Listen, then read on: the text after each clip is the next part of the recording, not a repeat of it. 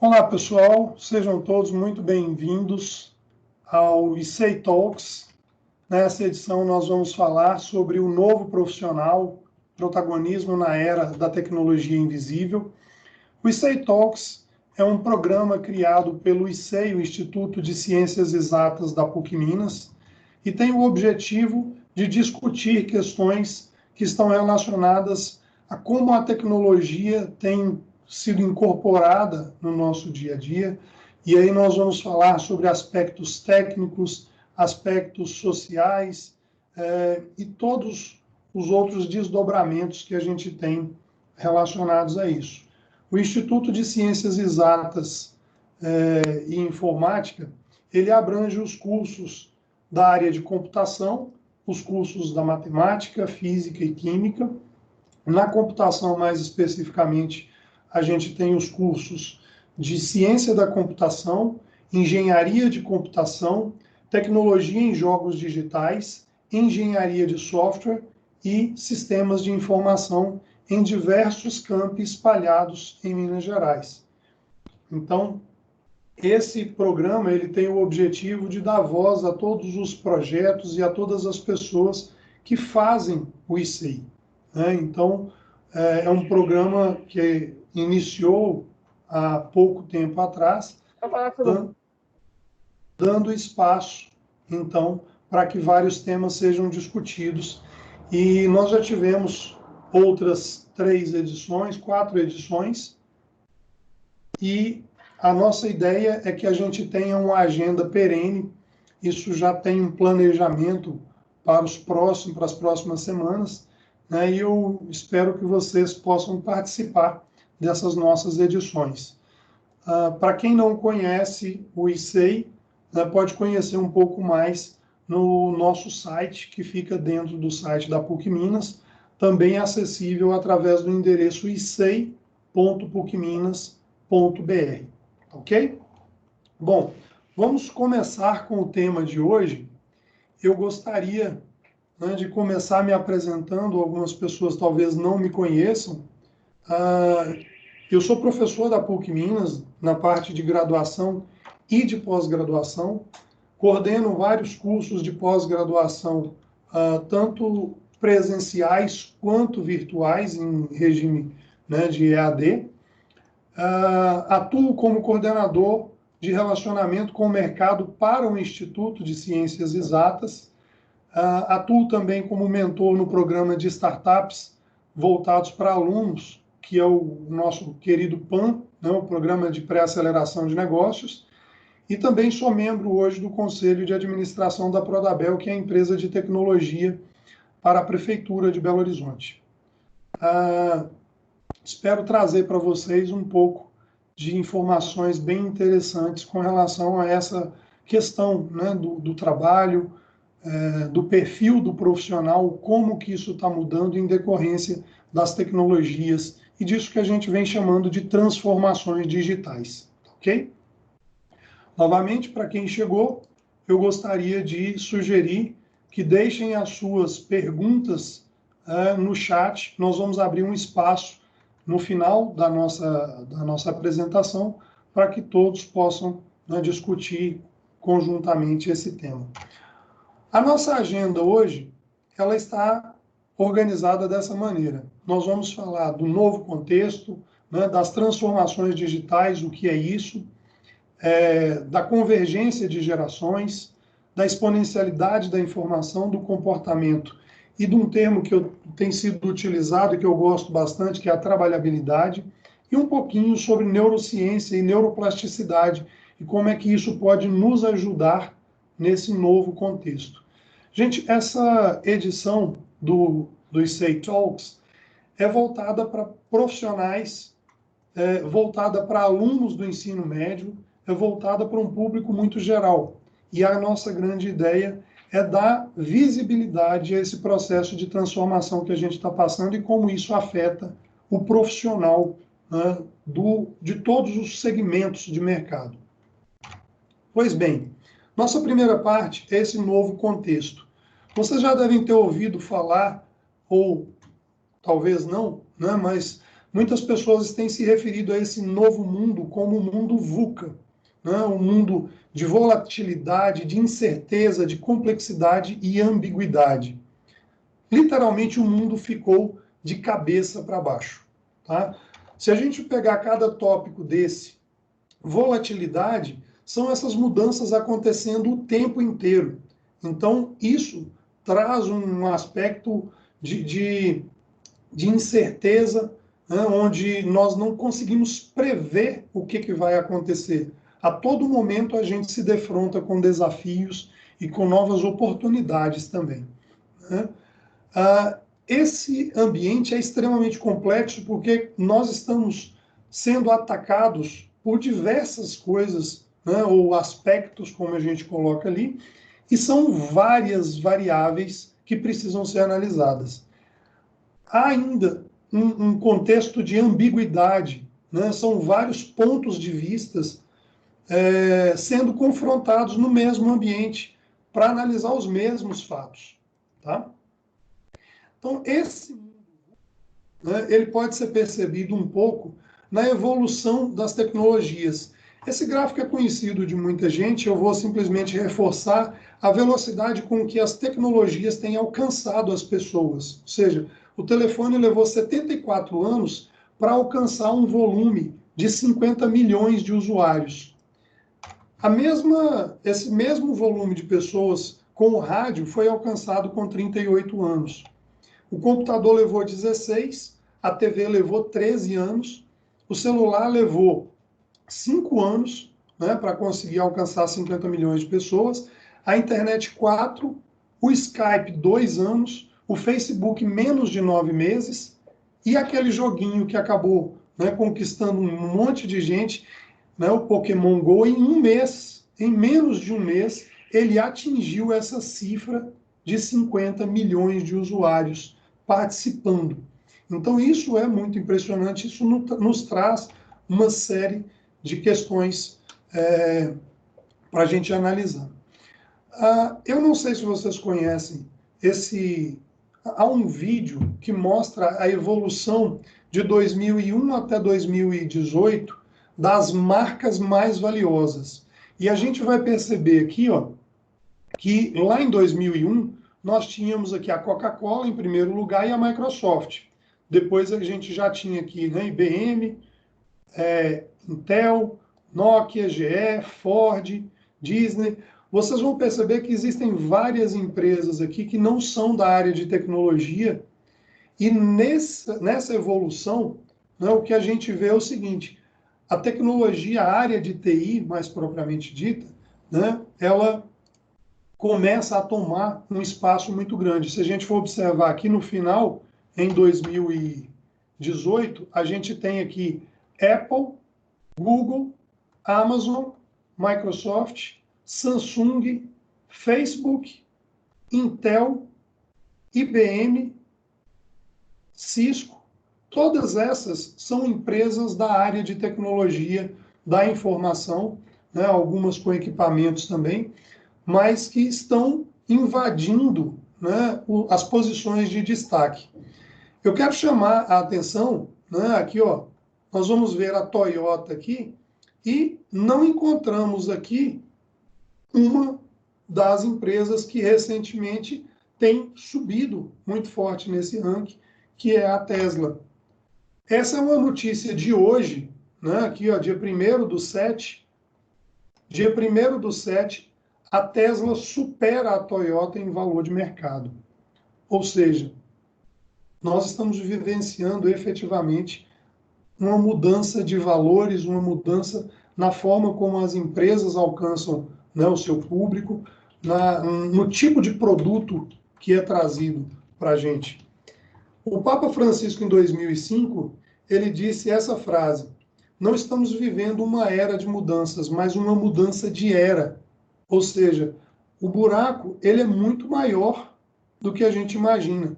Né? Não é simplesmente um conjunto de mudanças, é uma mudança totalmente, né, de paradigma, da forma como as pessoas se relacionam, da forma como elas consomem produtos, que tipo de produto que é oferecido, né? Então, a gente tem efetivamente uma mudança em praticamente tudo que nos cerca.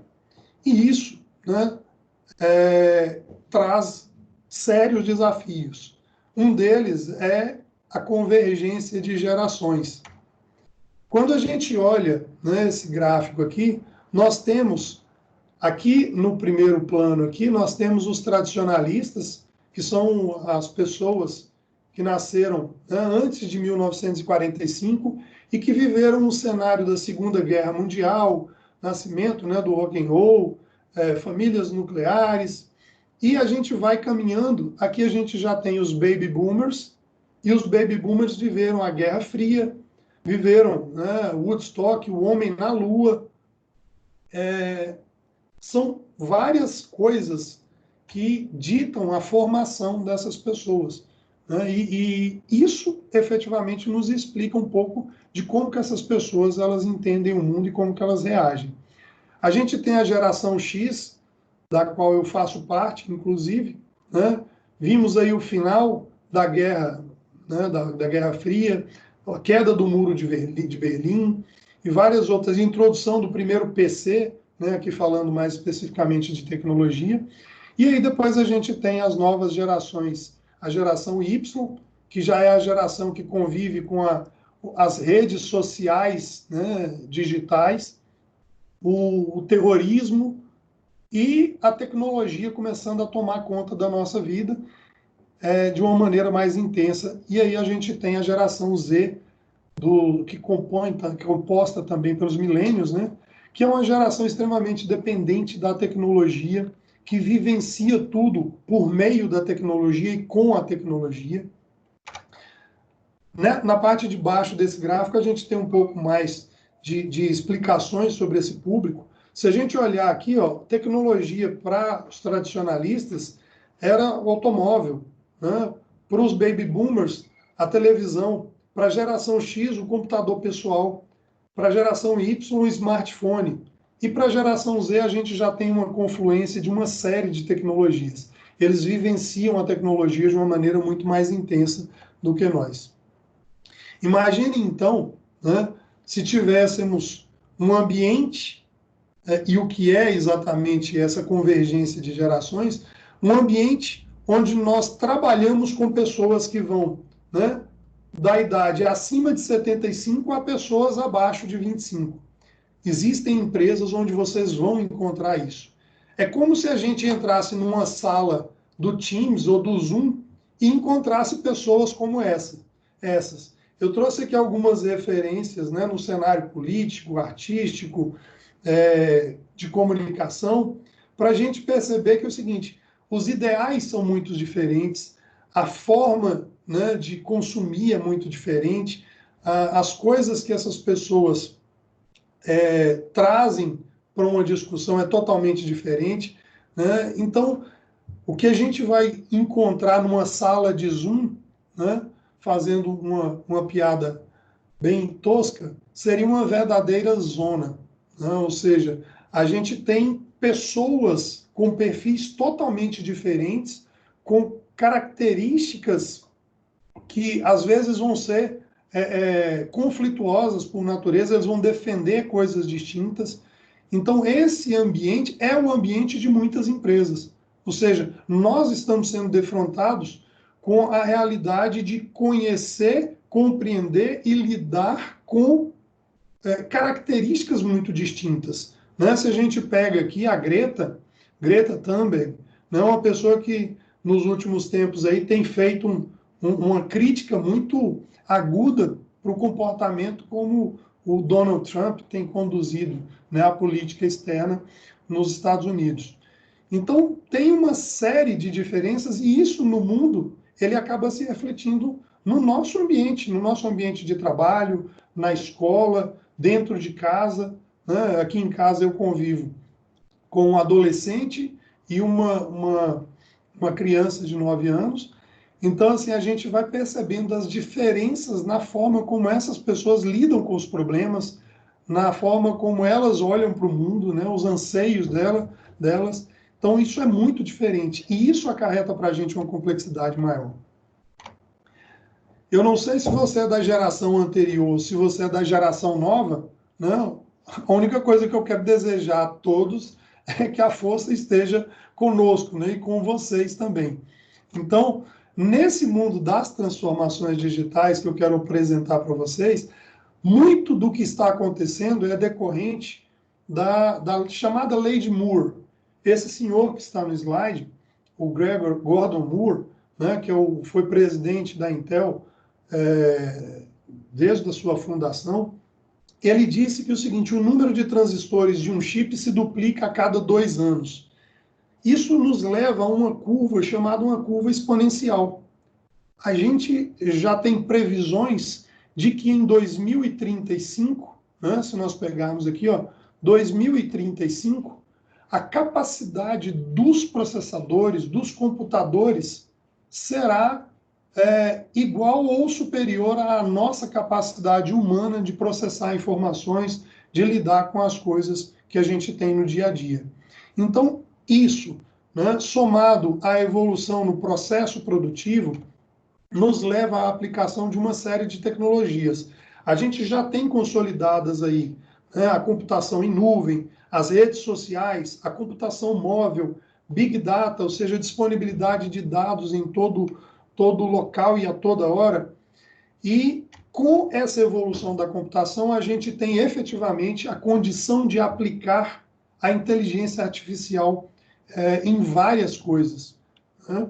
A gente tem condições de material e de tecnologia de processamento para fazer acontecer a impressão 3D. Muitas indústrias trabalhavam com moldes para gerar protótipos e hoje isso está muito simplificado pela impressão 3D. Isso vai nos trazer um impacto na sociedade muito grande, porque você não precisa mais de uma indústria para produzir, por exemplo, peças de reposição de coisas que você tem em casa. Muitas vezes você vai com a sua própria impressora ou com a de algum colega, você vai conseguir atender isso. A internet das coisas se tornou possível a partir do momento que a miniaturização do processamento, né, fez possível você colocar processamento em qualquer lugar. Hoje você pode colocar um processador num anel, num óculos, você pode colocar isso numa lâmpada, a lâmpada pode estar conectada na internet, você pedir para que isso, né, seja ligado, que você processe informações que passam por aquele contexto. A gente tem um avanço da robótica, né? Tem alguns robôs que a gente consegue achar pelos vídeos do YouTube, por vários cantos aí, que eles simulam os movimentos do ser humano, né? Toda essa possibilidade que a gente tem com a mão, tudo que a gente conseguia somente nós fazermos antes, hoje os robôs já conseguem fazer com uma facilidade muito grande. E, por fim, a tecnologia de blockchain, que suporta as criptomoedas. Eu vou falar um pouquinho e mostrar hoje como é que ela tem sido difundida aí. Alguns exemplos, só para nos situar nessas tecnologias, né? Os algoritmos de recomendação, eles escolhem o que nós vamos ler nos nossos dispositivos.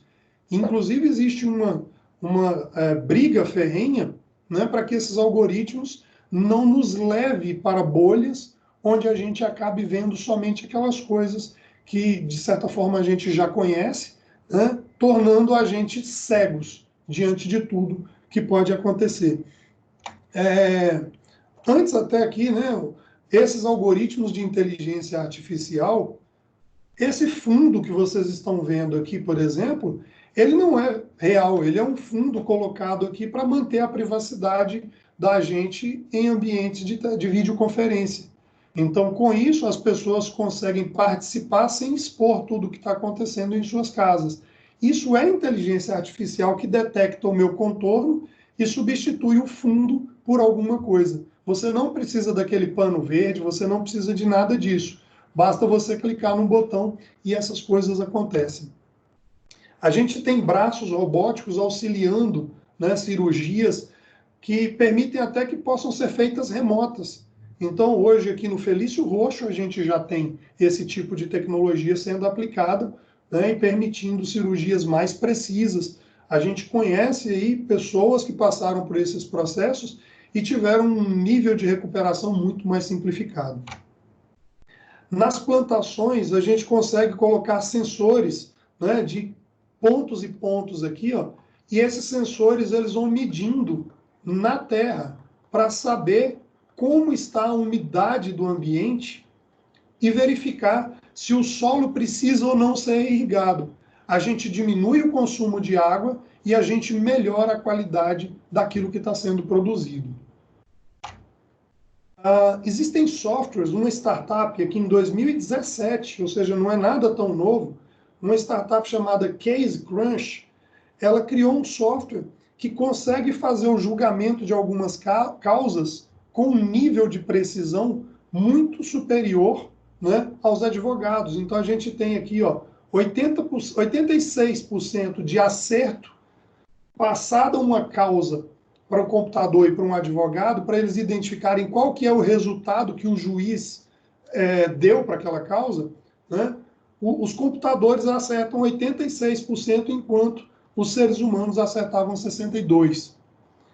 Existe, né, hoje dispositivos como drones, que aqui em Belo Horizonte, na própria Prodabel, né, onde eu faço parte do conselho, a Prodabel utiliza os drones para fazerem sensoriamento urbano. Então, eles já estão sendo utilizados para bater foto, né, e conseguir mapear. Inclusive, a Prodabel é hoje uma referência em termos de geoprocessamento no Brasil.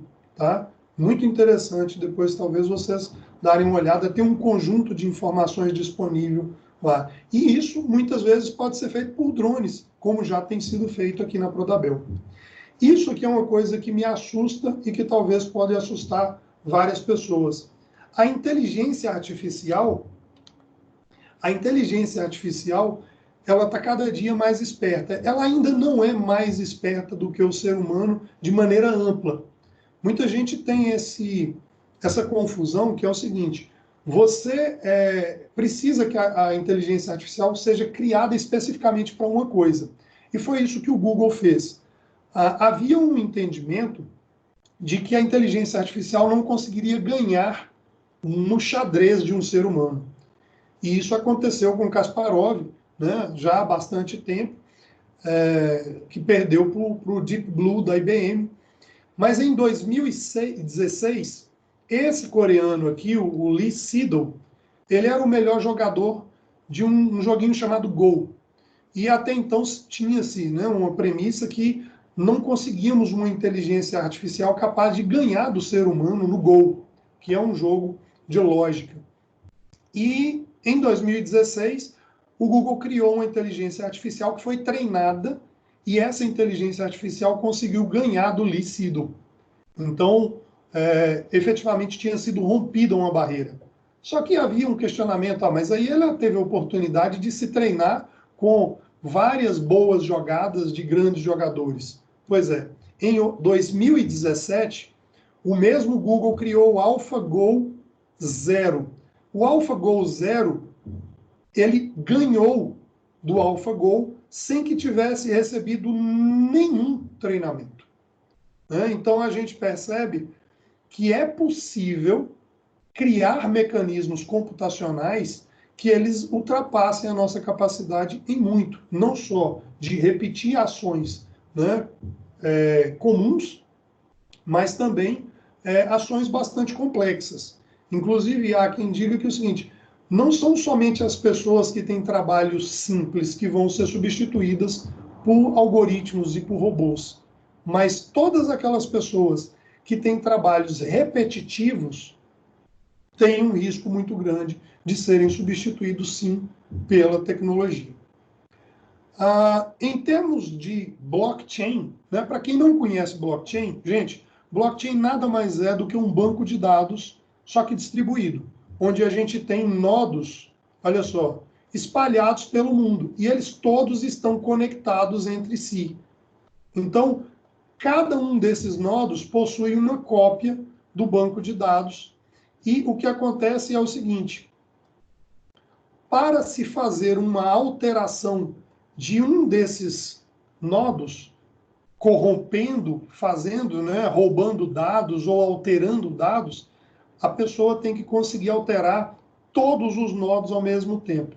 É esse o mecanismo da blockchain. Por que ela só é possível agora? Porque o nível de processamento para permitir isso só chegou para a gente agora, né? Hoje a gente tem, dia de hoje, tá? 7 de julho, nós temos 10.391 cópias da blockchain que suporta o Bitcoin.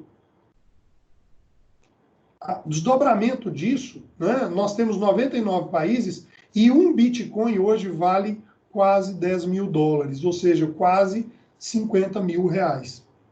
Então, para muita gente isso ainda não é um fato, né, não é uma realidade, mexer com o Bitcoin, mas o que a gente consegue ver aqui é que aquela história de bolha, de que vai cair, já caiu e já voltou, né? Isso já chegou a patamares maiores, a 20 mil dólares, por exemplo, e já voltou para 2 mil e agora permanece aí em 9 mil dólares. Então a gente tem um cenário extremamente complexo, né? O Fórum Mundial, em 2015, juntou 800 especialistas e perguntou sobre alguns pontos de inflexão, a possibilidade deles acontecerem em 2025, tá?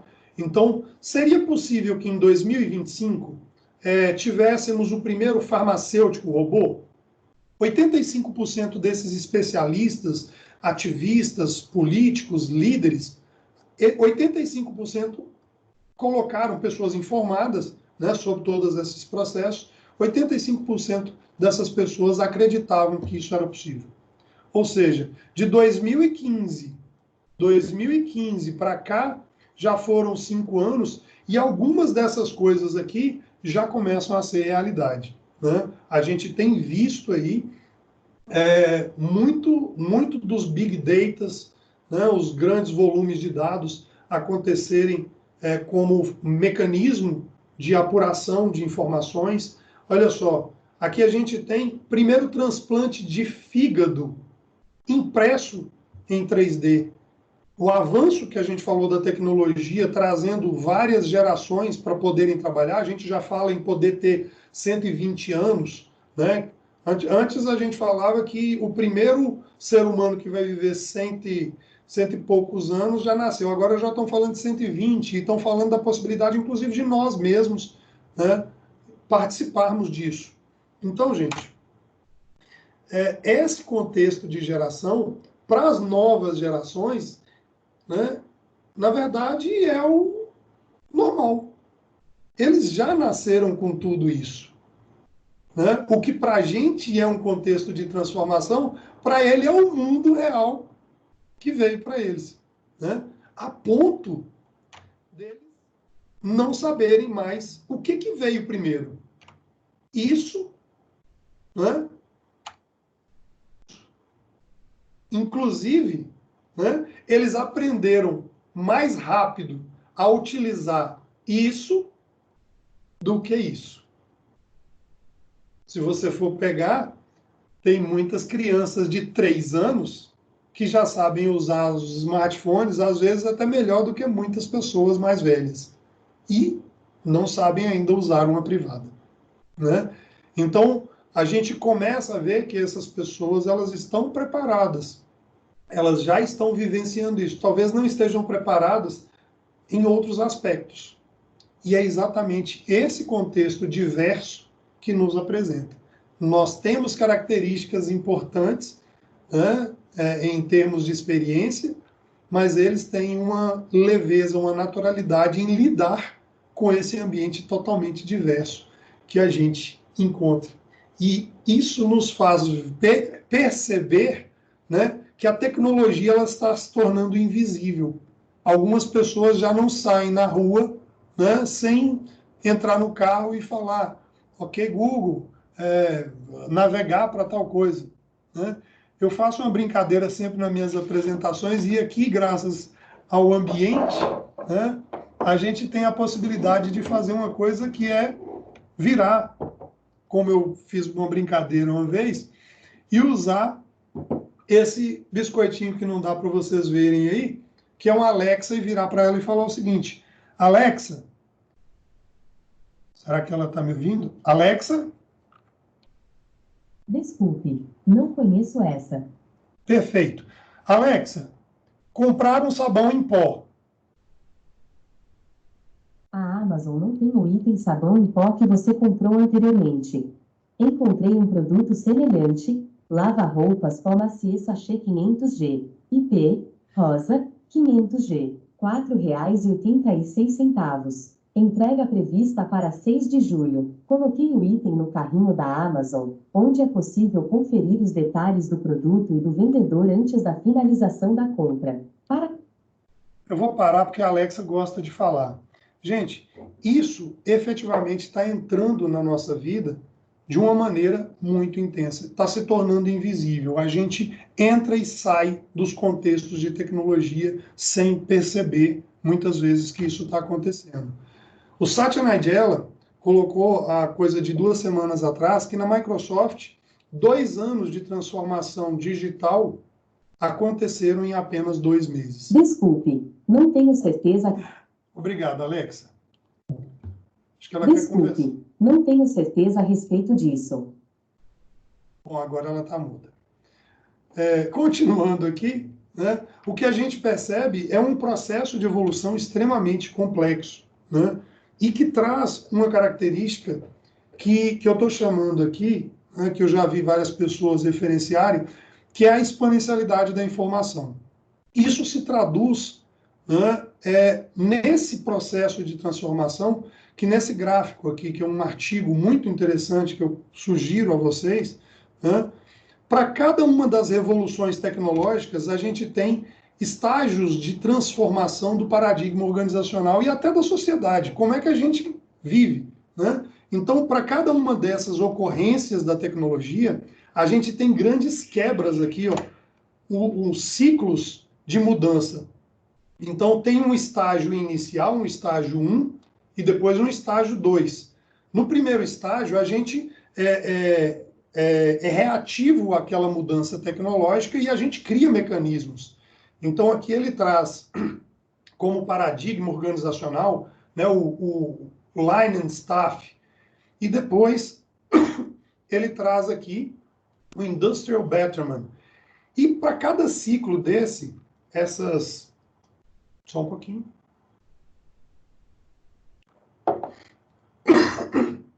Cada ciclo desse traz uma série de mudanças no nosso ambiente de trabalho e na forma como a gente se relaciona, né? Se eu tenho um chefe, se eu tenho 2 chefes, se eu me reporto diretamente a um ou aos 2, que tipo de operacionalização que eu tenho, se eu vou ser treinado ou se eu vou ter que buscar esse treinamento, se a gente está se preocupando com qualidade, igual a gente tem aqui na frente. Então, para cada uma dessas revoluções industriais, a gente tem uma grande transformação desse paradigma organizacional.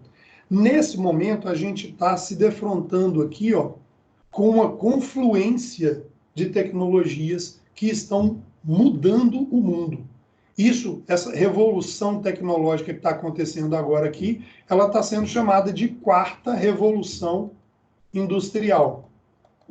Essa 4ª revolução industrial ela está sendo provocada pela aplicação de inteligência artificial, de internet das coisas, o emprego da impressora 3D, a robótica, mais mecanismos como blockchain, ou seja, a mudança é muito grande. E o que eu tenho percebido de maneira muito evidente é exatamente esse aspecto da informação como a base de vários produtos que acontecem. Então, nesses produtos, a gente percebe um nível muito alto de automação de processos operacionais, o custo reduzido na replicação de uma peça a partir de uma matriz, ou seja, um e-book, um vídeo, uma peça gráfica, tudo isso hoje a gente faz um Ctrl+C e Ctrl+V, a gente consegue replicar. Então o custo é praticamente zero.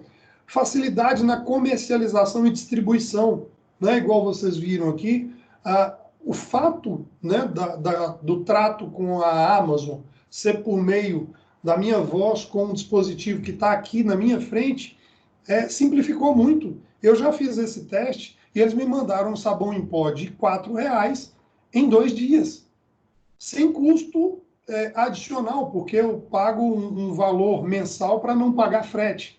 Né? Então, isso tudo fez uma transformação no processo do varejo. A gente tem possibilidade de alcance global de usuários, alta escalabilidade de soluções, a gente consegue levar isso para qualquer lugar do mundo e a gente consegue produzir mais com muita facilidade, com menos gente, margens mais altas. Né? Está o MAS aqui, porque essa apresentação foi feita no Peru semanas atrás aí também, de maneira virtual. Facilidade na análise de dados de uso e de consumo, altas taxas de reutilização e múltiplos subprodutos. Você gera produtos em cima de produtos feitos, né, por informação. Então, isso tem sido chamado por muitos autores aí de era da abundância. Ou seja, hoje você não precisa mais ficar correndo atrás de um desses bens, porque esses bens, na verdade, eles estão disponíveis a toda hora para a gente. Né? E isso, né, nos traz novos modelos de negócio que mudam a forma como a gente comercializa. Eu não sei se vocês conhecem A Cauda Longa, é um livro, na verdade a Cauda Longa é um gráfico estatístico que ele coloca aqui nos primeiros lugares aqui os itens mais vendidos e no últimos aqui os itens menos vendidos. Se a gente pegar uma livraria, os best sellers, então a gente tem aqui best sellers, e aqui a gente tem os livros que ninguém compra ou sai muito pouco, né? Os incomuns.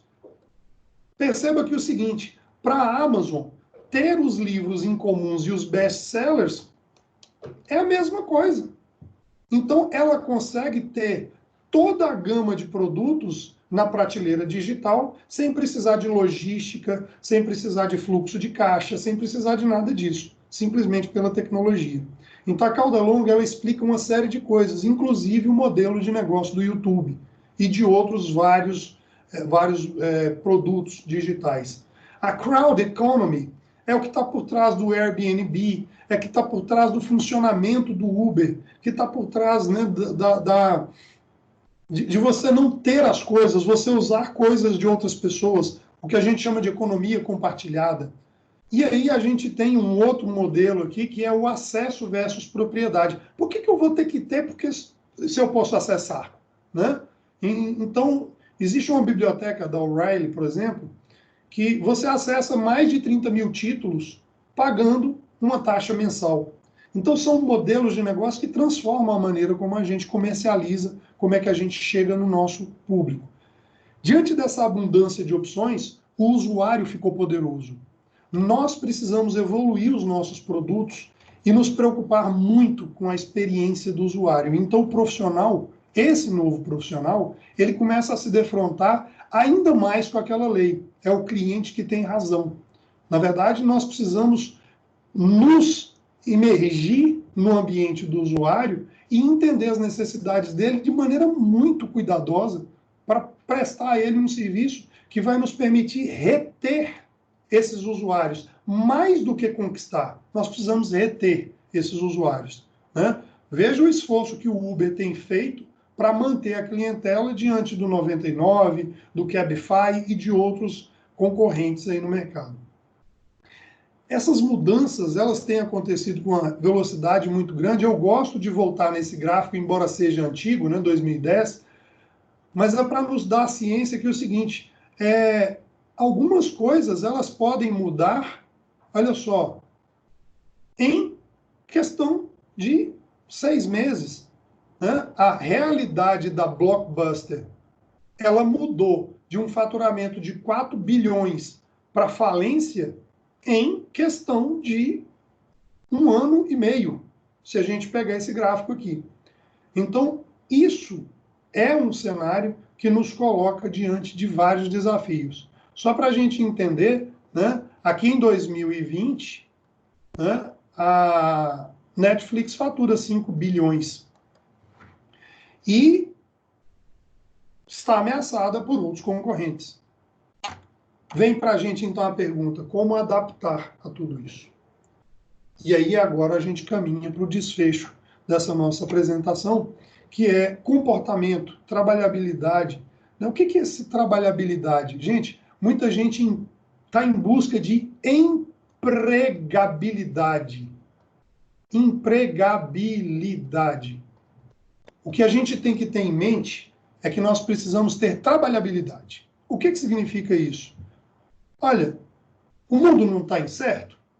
Nós precisamos ter a condição de gerar valor para qualquer pessoa agora. Né? Se você tem essa condição, você consegue fazer o seu sustento. Então, falando um pouquinho de empreendedorismo, eu queria colocar uma pergunta para vocês. Eu quero falar de empreendedorismo, vocês vão entender na sequência o porquê. Eu queria que vocês colocassem no chat uma pergunta, uma resposta para essa pergunta aqui. Não essa, quem é empreendedor? Eu quero a resposta para isso aqui. Quem sabe desenhar? Eu queria que vocês me respondessem no chat, né? Quem sabe desenhar? Quem de vocês aí sabe desenhar? Ou melhor, você sabe desenhar? Você sabe desenhar? Não, eu sei e bem. Perfeito. Sim, não. Caio colocou não. Marcos, sim. Sei mesmo. A Clara ali, não. Eu sei razoavelmente, faço uns bonequinhos. Não, sim, não, não. Não sei desenhar bem. Bom, eu quero perguntar para vocês agora o seguinte: quando a gente se defronta com uma situação dessa, né? Quem que é empreendedor? Você é empreendedor? Você sabe desenhar? Muitas vezes, gente, isso vira uma armadilha, porque a gente olha para a gente com um olhar muito crítico, muito diferente, né? E a gente não se permite olhar qual que é a realidade que a gente precisa, né? Tem esse diagrama do Escher aí, mas aí eu pergunto, quando vocês desaprenderam? Todo mundo sabe desenhar.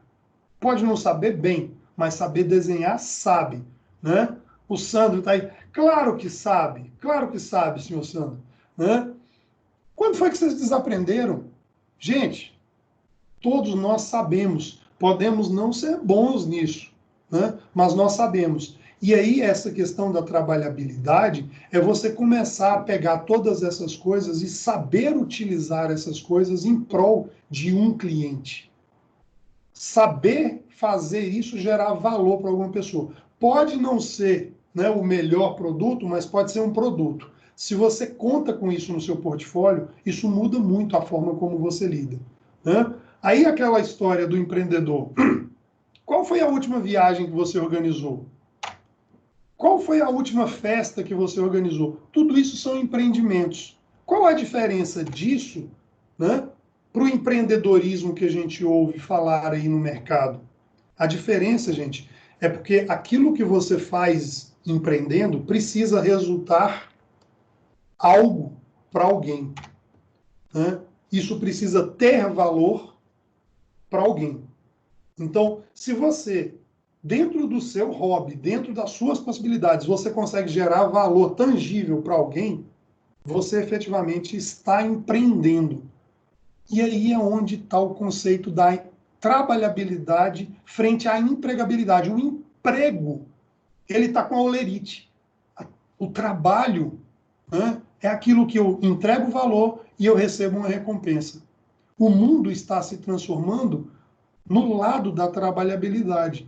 A gente vai cada dia ter menos emprego e cada vez mais oportunidade de trabalho.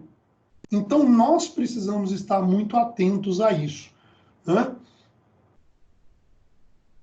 Desprendendo, depois fomos julgados pela escola, pelos colegas e por aí vai. É por aí mesmo. Vocês precisam resgatar um pouco, né, dessa percepção dos valores, né, que a gente tem. Gente, isso é ser ágil. Né? Ser ágil é você aqui, ó. Muita gente confunde rapidez com agilidade. Então, ser ágil é gerar valor para alguém agora. Se a gente consegue, uma instituição, gerar valores para as pessoas e conseguir conduzir isso dentro de um foco, a gente vai ser ágil e a gente vai ser grande, né? Para nós, profissionais, nós precisamos ser ágeis, porque nós somos a lancha, nós não somos o iate. Ser ágil é gerar valor. E o valor, ele é somente valor para alguém, né? E a gente precisa gerar isso agora, né? A gente precisa gerar isso agora. Isso é ágil. Tem muita gente que usa metodologias ágeis, né? Que é um termo da moda para como você constrói projetos, como você desenvolve software. Tem muita gente que usa Scrum, que é uma metodologia ágil, mas não é ágil. Por quê? Porque está usando post-it para enfeitar a parede. Nós precisamos olhar para o nosso usuário. É isso que vai trazer a agilidade.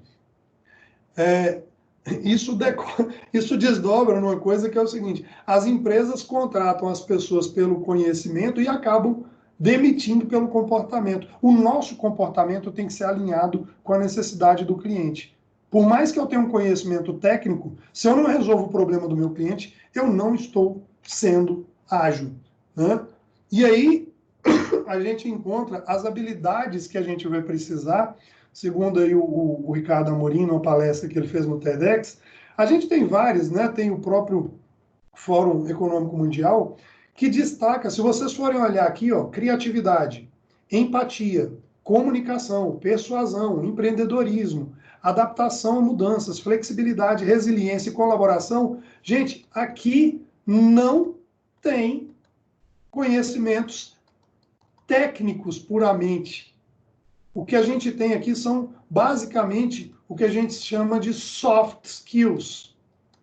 Ou seja, as competências comportamentais. É claro que você vai precisar das competências técnicas, mas essas são as habilidades mais evidentes. Quando a gente pega o conflito geracional para lidar com as diferenças entre pessoas, você vai precisar de bons requisitos de comunicação, de colaboração, né? Empatia. Então, isso tudo é o que forma o profissional que vai viver nesse mundo da trabalhabilidade, né? E aí tem um conceito da neurociência chamado neuroplasticidade, né? Que é muito importante a gente entender, que é o seguinte: você realmente se conhece, né? Eu tenho um caso aqui que eu chamo do caso da bailarina, que eu ouvi de um professor uma vez, que é o seguinte: a esposa dele era bailarina e eles tentavam fazer da filha uma bailarina, mas ele dizia que a filha parecia um elefante numa loja de cristais. E aos poucos eles foram percebendo que ao invés de jogar a filha no balé, eles tinham que levar essa filha para o judô, né? Então, eu faço um convite a vocês para conhecerem os perfis de vocês, né? Tem uma avaliação do IBC, que é o Instituto de Coach, que a gente usa em algumas disciplinas nossas, que identifica qual o perfil dos nossos alunos. Se é águia, gato, tubarão, lobo, que são os perfis identificados, onde cada pessoa vai conhecer qual é a melhor contribuição que ele tem em grupos, na sociedade. Né? Se a gente pega, perdão, a águia quer fazer diferente. Se a gente for fazer uma viagem, ele quer fazer uma viagem para aquela cachoeira mais diferente do mundo. O gato quer fazer junto. Ele quer o seguinte: se todo mundo for, eu vou. Né? Vamos todo mundo que vai ser mais legal. O tubarão quer fazer rápido. É aquele cara que quer fazer a viagem amanhã, se possível. E o lobo quer fazer certo. Ele quer planejar tudo. Gente, cada pessoa tem um perfil e cada perfil colabora de uma maneira totalmente diferente. Por que eu estou falando de neurociência? Essa coisa que ninguém sabe se é exatamente de comer ou de passar no cabelo.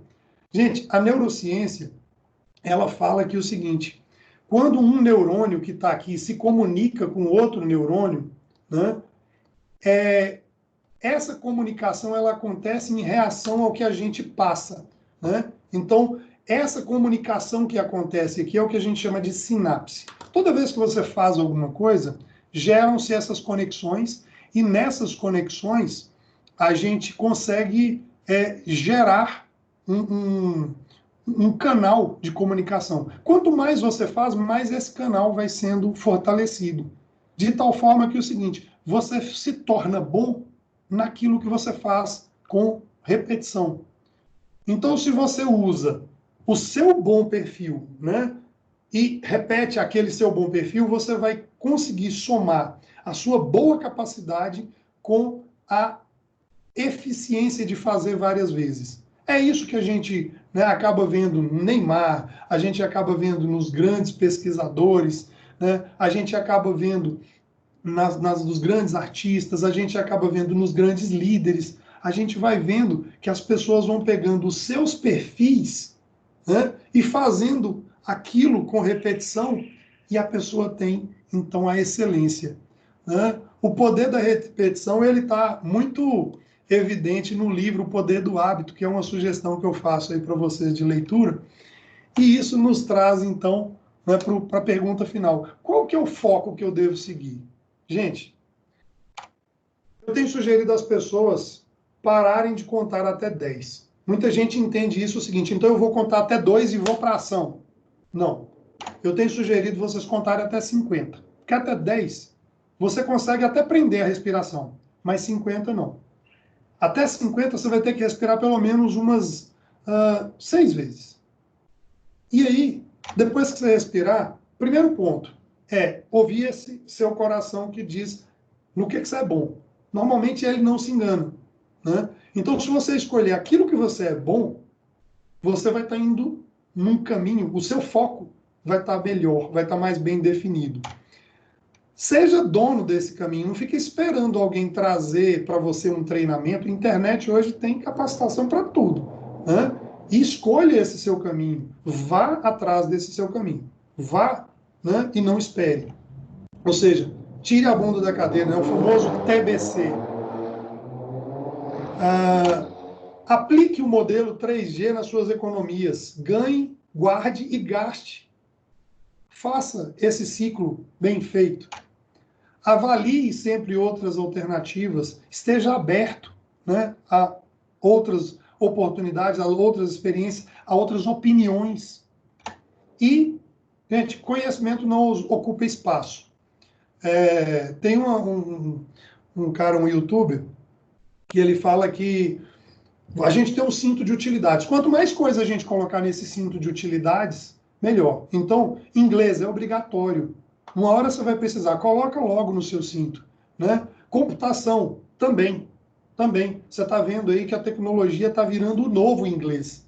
Né? Você precisa aprender a programar, a trabalhar com as tecnologias.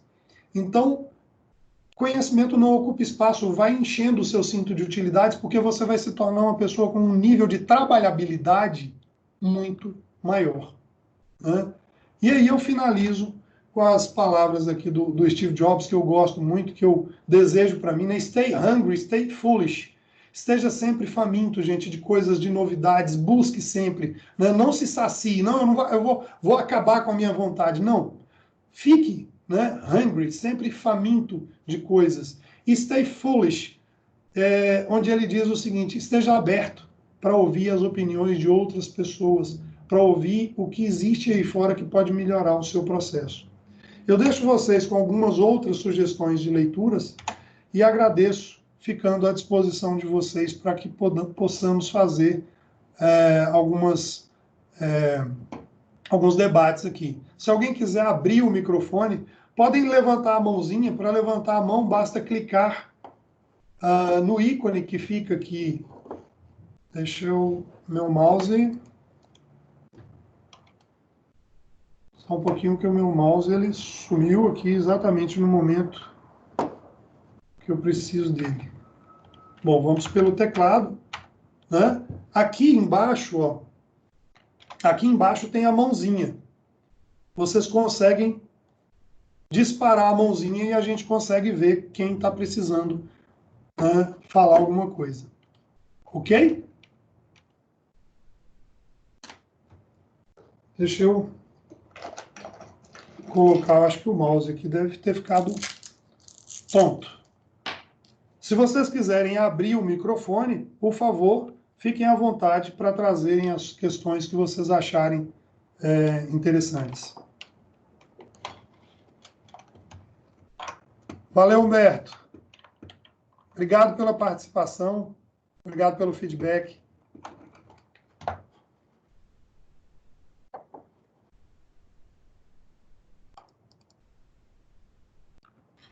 Licença, professor?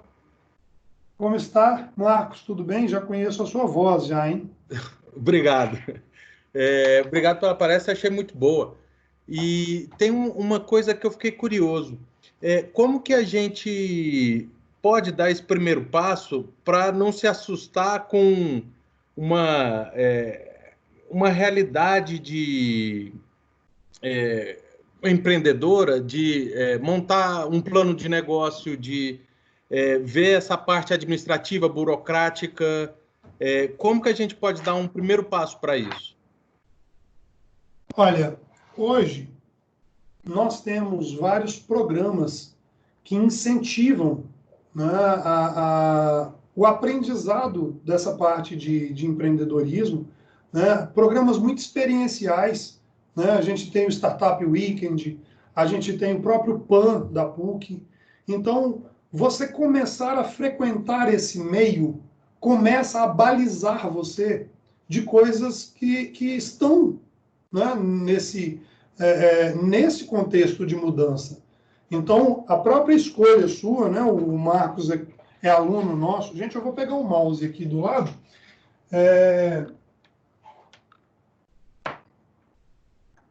Só um pouquinho, perdão, que o meu mouse, ele deu a testa aqui. Nós temos, ô Marcos, nessa sua iniciativa de buscar a área de computação, a gente já tem um grande passo. Ali nesse ambiente, você já está começando, agora o mouse voltou aqui, você já está começando a dar esse passo e se familiarizar com esse contexto de mudança.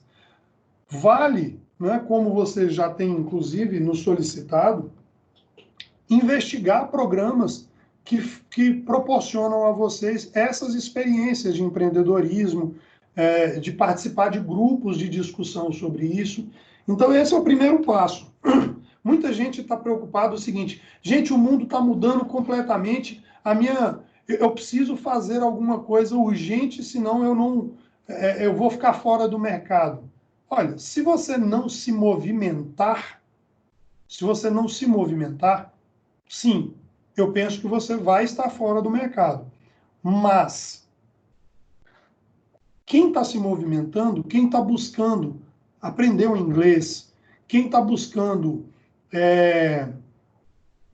os cursinhos de computação, seja para aprender o Word, para aprender a usar melhor um Excel, né? a entender como que a computação pode participar da vida dele, isso aí já eu acho que esse primeiro passo. Eu acho que você está num caminho muito bom.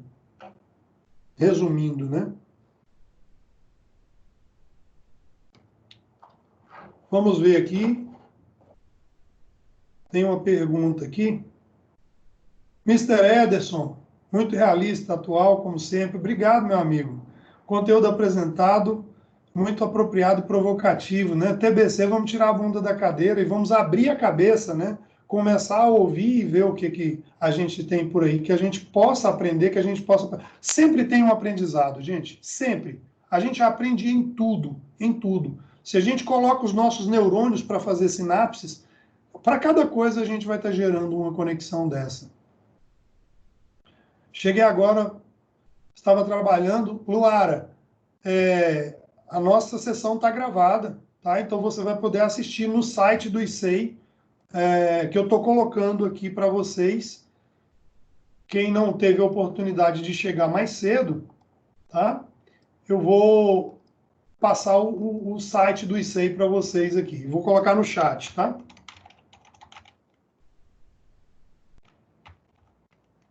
Gente, quem quiser abrir o microfone para fazer qualquer pergunta, fique à vontade, será muito bem-vinda.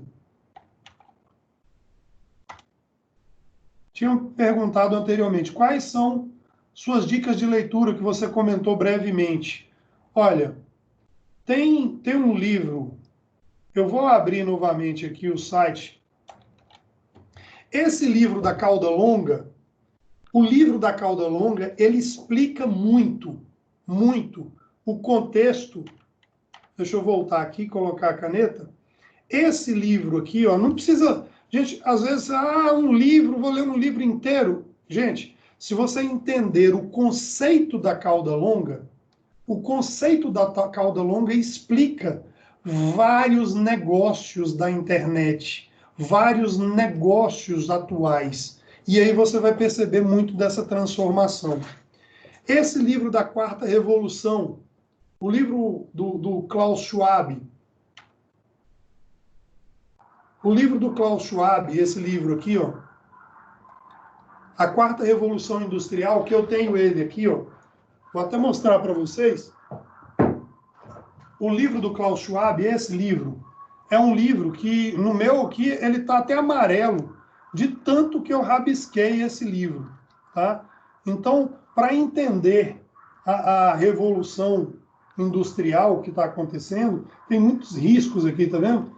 É um livro, a minha tela não está aparecendo, deixa eu cortar a câmera. Ah, tá, perdão. Deixa eu compartilhar aqui de novo. Agora vocês conseguem ver? Olha só, esse livro do Klaus Schwab, que está aqui na minha mão, esse livro é fantástico, é um livro fino, um livro gostoso de ler, e que ele nos convida a conhecer as tecnologias e discutir o que a gente pode fazer, né, para promover essa mudança de maneira humana, ou seja, de maneira que não nos traga mais prejuízo do que já está nos trazendo, né? A gente está tendo uma transformação, tem muitas pessoas que estão à margem disso, né? Então, esse livro da Quarta Revolução é um livro muito interessante. O livro das exponências, deixa eu voltar aqui. Esse livro aqui, ó, das organizações exponenciais do Salim, do Ismael, é um livro interessante para entender a exponencialidade da informação e dos produtos digitais. O livro do Scrum, ele explica valor, né? O que é valor mais do que o processo Scrum, né? O manifesto ágil. O jogo infinito, ele é interessante o conceito, eu estou para ler esse livro, mas assim, eu já tenho lido muita coisa a respeito do jogo infinito, do Simon Sinek, que ele fala que é o seguinte, gente, nós não temos que matar o nosso concorrente, nós temos que ter um foco, nós temos que buscar atender um cliente bem, né? Olhar para os concorrentes, ter neles uma base de comparação, né? E buscar fazer o nosso melhor para o nosso cliente. O nosso cliente vai vir e vai nos consumir, né? Então, o conceito de trabalhabilidade, se você produz valor para alguém, você vai ter a recompensa, né? E pensa no jogo infinito como uma maneira de usar bem essa questão da neurociência. Você vai sempre caminhando para a excelência cada vez mais, né? Se você tem um foco bem definido, se não tem, busque. Se você tem um foco bem definido, não se preocupe, você vai ter sucesso em algum momento, tá? Isso, para mim, é uma máxima de vida. Então, eu acredito muito. E essas são algumas das dicas que eu sugiro bastante. Linguagem de programação são muitas, e cada dia aparecem outras. Até que ponto devemos ficar sempre mudando ou procurando novas linguagens para estar no mercado? Estou fazendo o curso de Web Full Stack e, para mim, são muitas novidades, pois venho do VB6. Ô, Ronivaldo, em determinado momento na vida da computação, você vai perceber que é o seguinte, não importa a linguagem que você está tratando, o importante é você entender da lógica computacional. E a partir do momento que você entende a lógica computacional, todas as linguagens se tornam muito simples, a ponto de você conseguir aprender uma nova linguagem em questão de uma semana. Então, não se preocupe muito hoje em com qual linguagem você vai caminhar. Se preocupe em entender a dinâmica de se fazer software, que você vai perceber, né, que o software bom, não é o software em Java ou C Sharp. O software bom é o que atende melhor o usuário. Então, se você olhar mais para o usuário e deixar essa questão da tecnologia em si um pouco menor, você vai ter um resultado melhor. Porque você vai conquistar e vai reter o seu usuário, independente da linguagem. Porque, na verdade, boa parte delas tem o mesmo poder de computação, né? Então, eu sugiro olhar dessa maneira. Elaine, quanto tempo, minha querida? Uma vez que a lógica está ok, é bem mais fácil se adaptar com outra linguagem. Exatamente. E saber pesquisar sobre como resolver um problema usando linguagem X. Para o Ronivaldo, eu sugeriria o seguinte: se você está entrando agora na web, como você colocou, busca o JavaScript, que é uma linguagem simples, vai te permitir programar no cliente e no servidor com Node.js, né, e vai resolver essa questão técnica. E busque uma capacitação muito grande em design thinking, em entender o usuário, em atender bem o usuário. O usuário seu tem que te amar e você tem que amar ele. Isso é mais importante do que a linguagem que você está usando, na minha opinião. Gente, mais alguma pergunta? Eu adoro essa discussão, eu adoro esse bate-papo aqui. Deixa eu ver se teve mais alguma para trás aqui. Valeu, Sandro. Já foi para a aula, né? Muito obrigado aí por participar.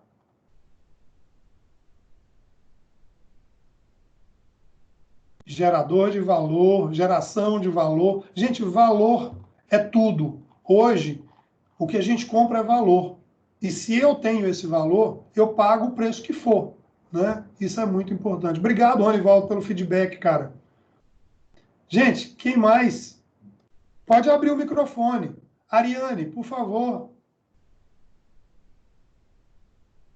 Oi, professor, está me ouvindo? Perfeitamente. Ah, tá.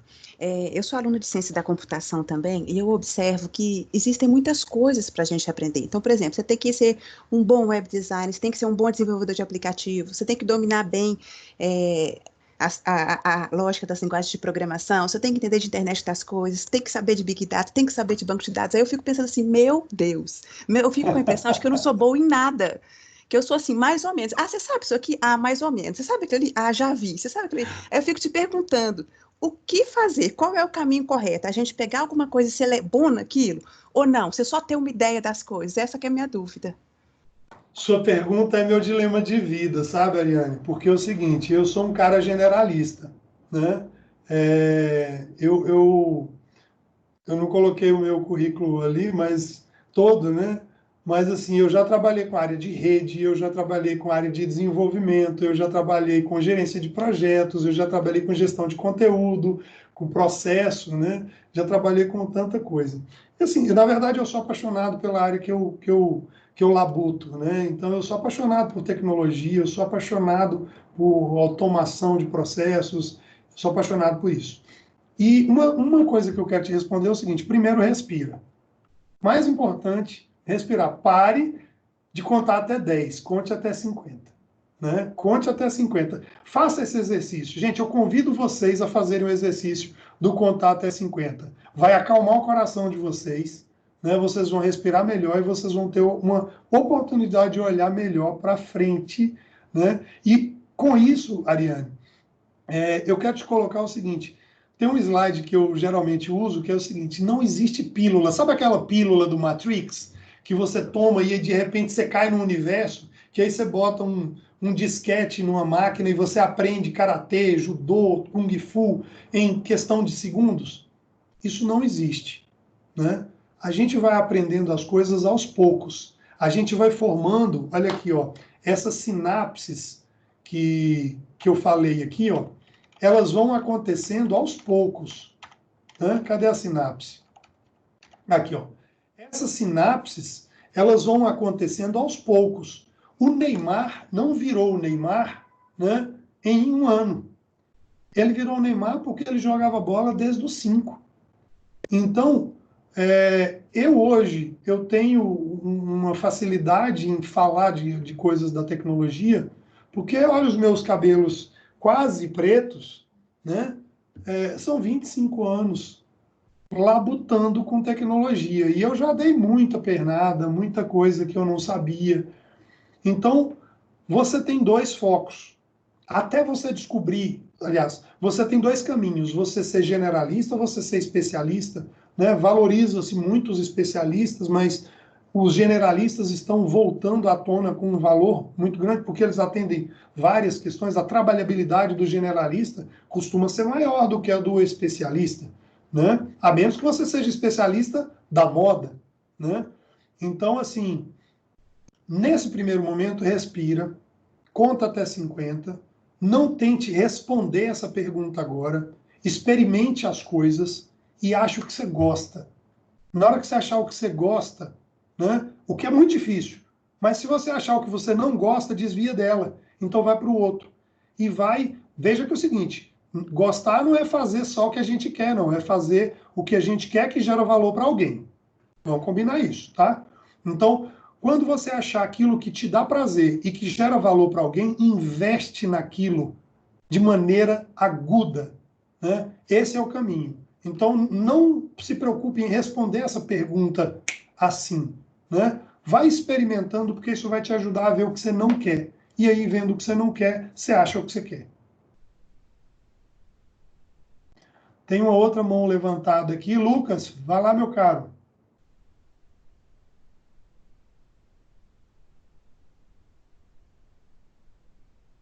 Obrigado pela resposta. Obrigado, Ricardo. Sempre com a gente, né? Quem mais? Mais alguma questão? Se quiserem abrir o áudio, por favor. Elaine, para saber que eu gosto, algumas vezes preciso testar, experimentar. Porém, às vezes é difícil conseguir esse gatilho para experimentar com as empresas como seguir. Por isso que o mundo, né, ele é, né, eu falei assim, gente, para de contar até 10, conta até 50. Você ainda tem muito tempo, né? Vamos caminhando, né? Porque você vai achando isso. E vai curtindo o caminho, gente. Vai curtindo as coisas que vocês estão fazendo, né? Vocês precisam ter esse entusiasmo aí para continuar a caminhada. O do Scrum ele é fantástico mesmo. Valeu, Tadeu. Muito obrigado pela participação. Gente, mais alguma pergunta?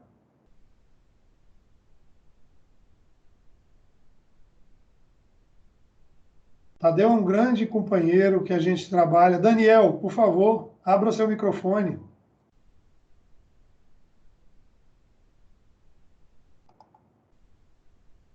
Daniel levantou a mão, depois abaixou.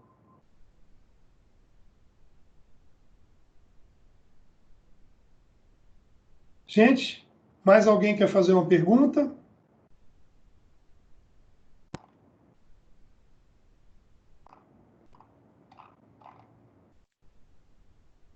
Só complementando o curso que faço, eu sei disso, quando você falou do nome, esse nome é meu, fui eu que criei esse curso e para endereçar muito bem o especialista de desenvolvimento web, viu, Ronivaldo? A gente tem um carinho muito grande com esse curso e nos deixe saber o quanto que você está gostando dele, tá? Não deixe de mandar mensagem para a gente lá no Fale com o Coordenador. Eu sempre leio as mensagens e interajo com a turma, tá? Obrigado por participar, viu?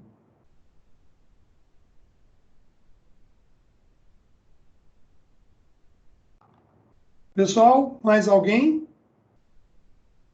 Senão vamos encerrando por aqui. Opa, uma mão levantada aqui, deixe-me ver. Daniel, por favor, pode falar.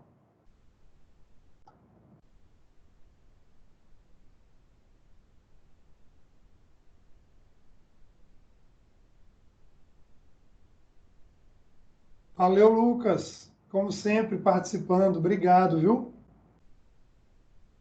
Pode colocar no chat, então, Daniel, por favor. Sua pergunta.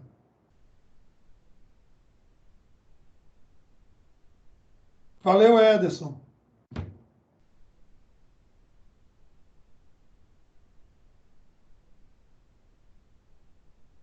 Obrigado, Caio.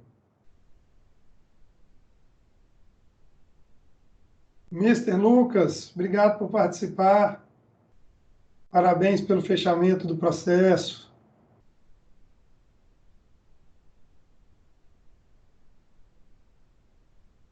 Professor, a partir de que ano se deu o boom das redes sociais no Brasil? Cara, pergunta difícil, né, capciosa? Eu não costumo fazer essas questões em prova, não, tá? Mas o boom se deu com o Orkut, né? Eu não faço pergunta de que ano e quem descobriu tal coisa, tá? Eu não faço esse tipo de pergunta em prova. Mas vamos lá. O Orkut foi digamos, né, o boom das redes sociais. Tanto que o Brasil teve evidência por ser o país que mais adotou, né? Então ele foi criado em 2004, né? O Google me ajuda como sempre, né? E foi desativado em 2014 porque ele foi substituído pelo Facebook. E você sabe por que o Facebook, na minha opinião, ganhou do Orkut? Porque o Orkut, ele não tinha uma coisa que é permitir na plataforma que você integrasse aplicações. E aí, o Facebook foi o primeiro a permitir isso por meio das APIs. Então, o Facebook trouxe o mundo das APIs para as redes sociais. E isso fez com que viessem o Candy Crush Saga, viera aquele maldito Farm, que é aquele joguinho que ficava mandando mensagens para você, né? Então, assim, o Facebook acabou destronando, né? Colheita feliz, está o Lucas colocando aí. O Facebook acabou destronando o Orkut, né? E com isso a gente, né, teve uma propagação das redes sociais mundo afora, porque aí o Facebook endereçou melhor a necessidade de todos os usuários, né? Então, basicamente, o boom das redes sociais foi ali, né, 2004, 2006, e pouquinho para frente também na vida do Orkut. O Daniel ficou de fazer uma pergunta. Eu estou aguardando a pergunta do Daniel para a gente fechar. Daniel, primeiramente, obrigado. Cheguei um pouco atrasado, não estou conseguindo usar o microfone. Sou formado em administração, estou fazendo após em ciência de dados. Fiquei muito em dúvida entre ciência de dados e analytics. Em consonância com o nosso colega que perguntou sobre diversas tecnologias, estou na mesma, bastante perdido com novas linguagens. Minha pergunta é, vale a pena não desviar o escopo da administração e continuar um escopo mais analítico, menos focado em programação? Digo isso pois estou me sentindo um alienígena nas aulas de código, apesar de já usar bastante o Excel e um pouco de Power BI. Ô, Daniel, obrigado pela pergunta, cara. Eu criei um curso no início do ano passado, chamado Gestão e Análise Estratégica de Dados. O foco desse curso é no profissional que não é da área de TI. O curso de Ciência de Dados, ele tem um foco muito forte de TI. E os profissionais de outras áreas, eles acabam realmente encontrando algumas dificuldades para evoluir, né, nos algoritmos, nas técnicas, porque não tem a base. Então, você pode buscar essa base e se especializar se você quiser virar um profissional de TI. Mas uma coisa que eu tenho percebido, muitos dos profissionais, eles querem incorporar a tecnologia na sua área de atuação, né? E o curso de desenvolvimento de gestão e análise estratégica tem esse foco. Então eu sugeriria você, ainda que não queira fazer o curso, e eu acho que talvez não seja realmente também o caminho, talvez você já tenha obtido boa parte da proficiência no curso de ciência de dados, é você tentar aplicar com a sua capacidade da parte da administração. Então você tem o skill da administração e você juntando o que você aprendeu na computação, eu acho que você tem uma solução muito boa, né? Você tem uma visão mais ampla do que o profissional de TI e agora você tem as ferramentas. Então tente usar o pouco que você já sabe, né? Melhorando isso que você já sabe, mas tente usar na administração de empresas, e entender como é que eles lidam com seus fluxos de caixa, e entender como é que eles criam estratégias, né, de médio e longo prazo, né? Então, tente fazer essa conexão. Se você não quiser virar um profissional de TI, porque aí você vai ter um caminho longo para ter uma proficiência maior nas tecnologias, né? Tente aplicar isso no contexto da gestão das empresas que você já está inserido. Né? Eu tenho trabalhado no curso de gestão e análise estratégica nessa linha. Tá? A gente traz as tecnologias para a realidade do profissional que não é da área de TI. Né? Então, esse é o foco que a gente dá nesse curso. Tá? Simone, obrigado por participar aqui. Gustavo, valeu, cara. Obrigado por participar. Estamos juntos no curso de desenvolvimento Full Stack. E conte conosco sempre, tá? E participe das próximas, né? Tem muita coisa boa vindo por aí. Simone, você quer falar um pouquinho do que está vindo? Oi, Rômio, tudo bem? Tudo jóia, obrigado pela participação. Pois é, não, muito bom, né? Temas muito atual, né? E muito que vou discutir. Deixando aqui, tem muito que discutir e muito do que processar aí de possibilidades, né? Principalmente esse contexto que nós estamos aí hoje.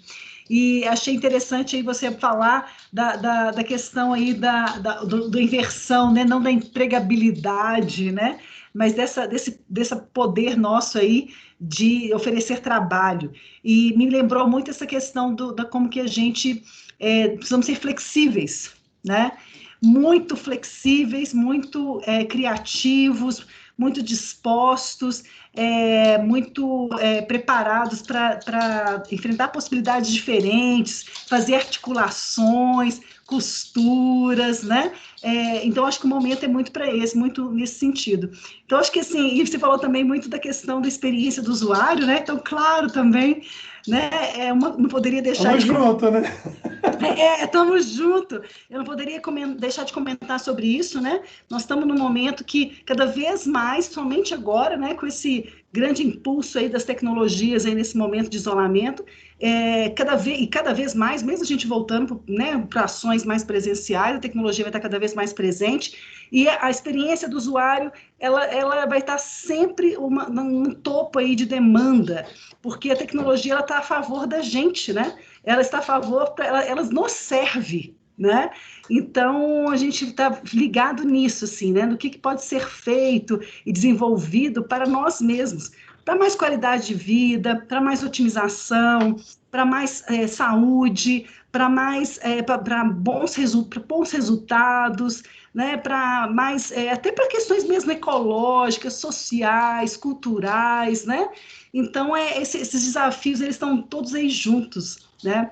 Então, muito bacana poder refletir sobre tudo aí, isso com você, viu? Muito bacana mesmo. Parabéns. Conexão é a palavra, né? Isso, conexão, articulação, interação, né? É bem esse caminho mesmo. E disposição, né, Rômio? Com certeza. Aqui... Stay hungry. Stay hungry. Stay Gente, hungry. eu queria convidar Exatamente. todo mundo para abrir a câmera para a gente fazer um print screen aqui, né, e Ótima mostrar um ideia. pouco da participação de todos. Então, Ótima ideia, gente. por Fica bem favor, bacana. participem. Queria muito fazer essa selfie com vocês que estão aí. Tem um pessoal fugindo. Para não sair, né? Mas é bacana quem puder participar, e seria bacana mesmo fazer um print para a gente oficializar aí o evento, é bem bacana mesmo. O Hugo entrando aí. Ei, Hugo. Opa, Mr. Hugo, tudo bem? Quem mais, gente? Abra o vídeo aí para a gente bater uma foto. O Lucas Lucas, foi pegar cadê o. você? Lucas Sattler. Tem a turma que está de pijama. Será que tem gente de pijama ainda agora? Já é essa hora, né? Ó, tem uma turma fugindo ali. Até uma foto com o Lucas aqui para garantir. Com o Lucas não, com o Hugo.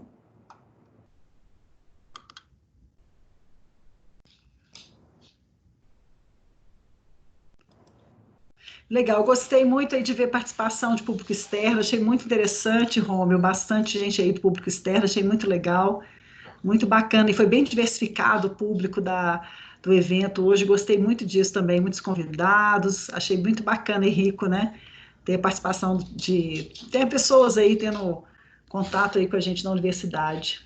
Mister Lucas, cadê o Hugo? Volta aí, Hugo, para a gente registrar aqui com... Ei, Lucas! Cadê, E ó? aí, galera, Tadeu tá beleza? aí, Patrícia, Leonardo, Gustavo Passos, cadê vocês? Daniel, Anderson, ó, a turma aqui chegando aí, ó. Muito bom! Nada como reunir, né, gente, nesse momento, assim, de isolamento, muito bom. Ô, Léo, dá uma olhada aqui para a câmera, só para a gente fazer Vou o tirar o óculos print. aqui, Rômio. Tirar meu óculos, Rômio.